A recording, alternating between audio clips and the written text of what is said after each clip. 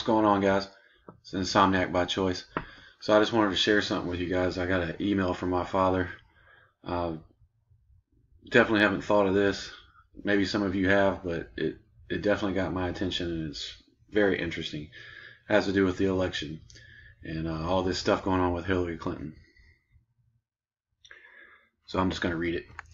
Here's a very scary thought. I had to take my vehicle to the mechanic the other day for service. The service manager, Pete, gave me a ride home, and on the way he told me his theory about the upcoming election and the next 4 years of U.S. government. At first I thought it a bit far-fetched, but as I listened to him it began to make sense, scary sense.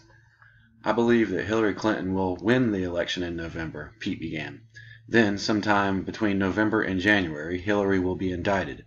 The IRS is now investigating the Clinton Foundation, and the whole email thing isn't over yet. Once under indictment, she won't be able to assume the office of the president in January. Tim Kaine, who will not actually be vice president because neither he nor Hillary have been inaugurated, cannot assume the presidency. The Speaker of the House can't move up to it because there is already a sitting president and vice president. So President Obama, in an executive order citing emergency situation, gives himself another 4 years in office is the only way possible. Pete believes Obama has been planning this for a while now, knowing he has enough on Hillary to indict her. Had the Attorney General indicted her based on evidence from the FBI, this plan wouldn't have worked because the DNC would have quickly come up with another candidate.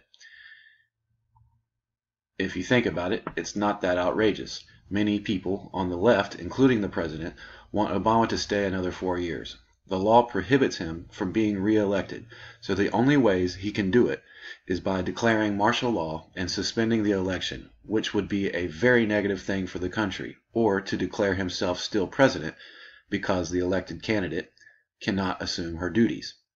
The latter makes more sense and is actually more feasible, and since it's been never done before, it would set a precedent that would be difficult to challenge. Of course, if Trump wins the election, none of this is going to happen. But what if Pete is correct? 4 more years of Obama and a mostly useless Republican House and Senate would give Obama the time he needs to continue changing the country to fit his stated goals. I thanked Pete for his ride home and for messing up my day. Now I've got more things to worry about. So yeah, it's quite interesting.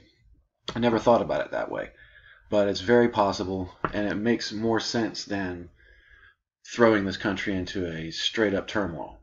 But on the other hand, that's also possible too. We've seen in the past couple years, we've seen all these steps that the federal government and the Obama administration has taken to prepare itself and to lay out all the foundations needed to declare martial law and to be prepared for it. Everything from all this ammo buying going on by Homeland Security, IRS, and FEMA, to all of the countless executive orders seeming to give him overreaching power in case that he would need it. And lately we've had this right here come out, this document that a bunch of people have surfaced. We don't know if it's real. It could be a ruse, because they do that. They do put things out there to get people like myself and others to start talking about it, so that when it is proved to be a hoax, it discredits all of us. So for that reason, you got to be real careful, on what you get out there and say and do. So anyways, I thought this was pretty interesting, and just wanted to share it with you guys. So check it out. I'll even put it in the description box below so you guys can share it and have it. And hope everybody's doing good. Take care.